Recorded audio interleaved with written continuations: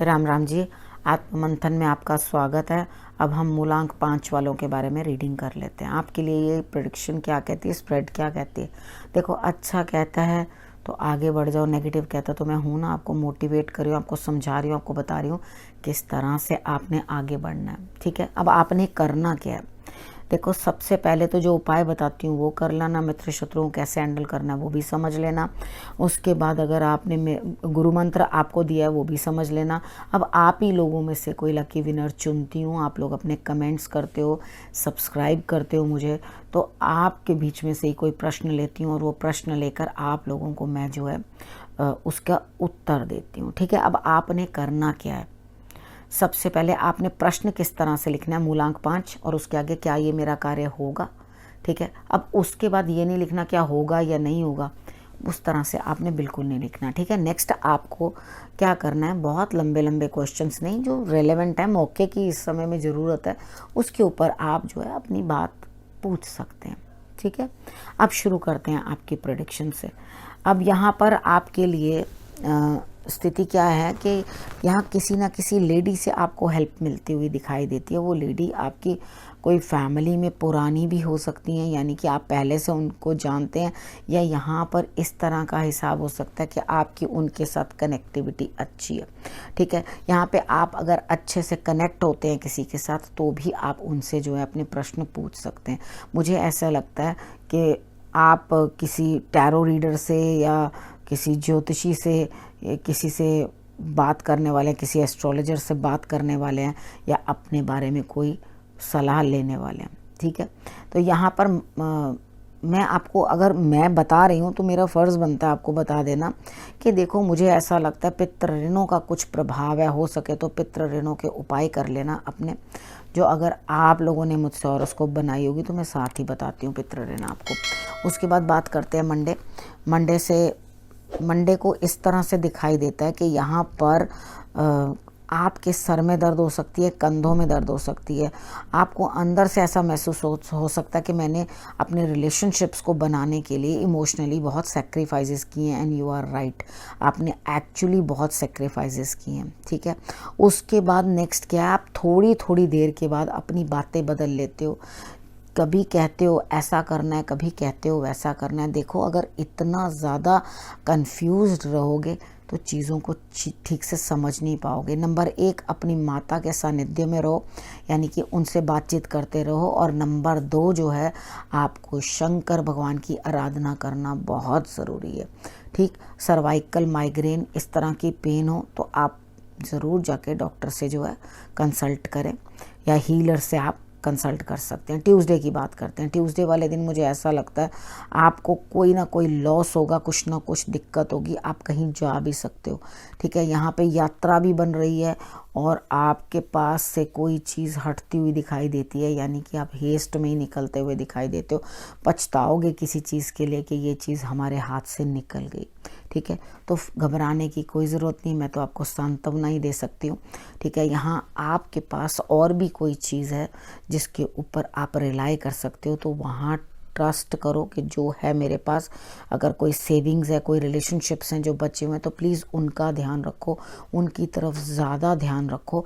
बाकी और चीज़ों की तरफ कुछ ज़्यादा ध्यान मत दो, क्योंकि जो निकल गई चीज़ वो आपके हाथ वापस आने वाली नहीं है। अब बात कर लेते हैं वेडनेसडे की।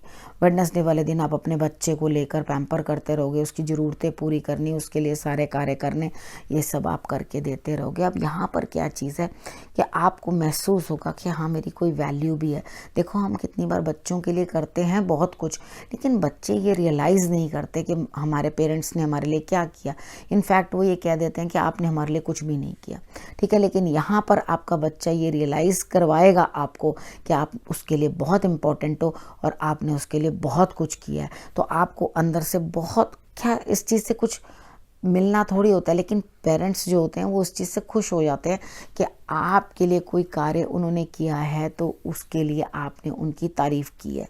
ठीक है, तो उन्होंने तो आपसे हंसते हुए भी आपके लिए करना है, रोते हुए भी करना है, लेकिन अगर आप उस चीज़ को अप्रिशिएट करो कि हमारे पेरेंट्स हमारे लिए कुछ कर रहे हैं, या हम अपनी संतान के लिए कुछ कर रहे हैं, तो संतान वापस हमें जो है अप्रिशिएट कर रही है, तो इससे अच्छी कोई बात नहीं है।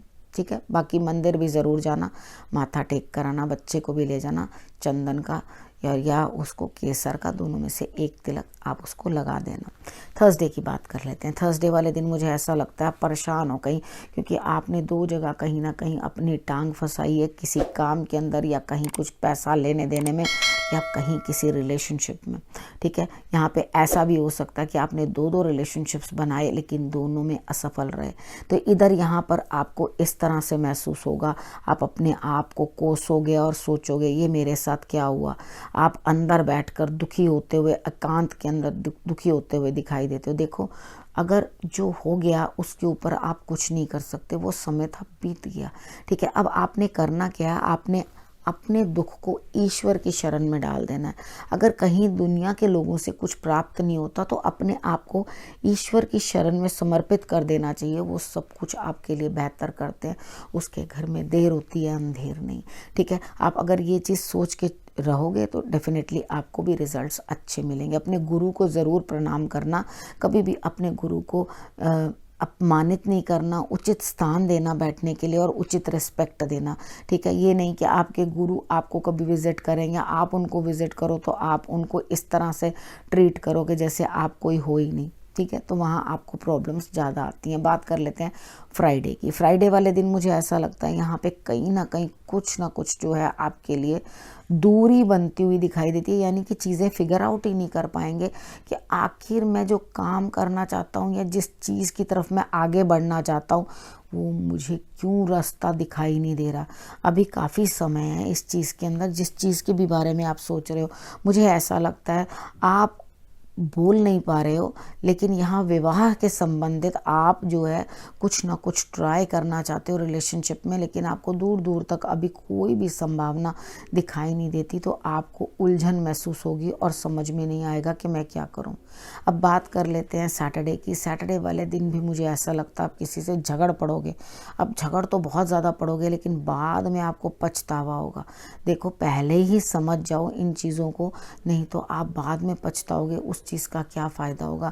अपने यहाँ, आपके यहाँ कोई भी काम करता है या बाहर लेबर जो हार्ड वर्क करती है, उनको आप कोई भी हरे रंग की मिठाई खिला सकते हो या आप उनको हरी चीज़ों का दान कर सकते हो, हरे रंग का कपड़ा दे सकते हो, आप उनको मूंग साबुत की दाल दे सकते हो, ठीक है।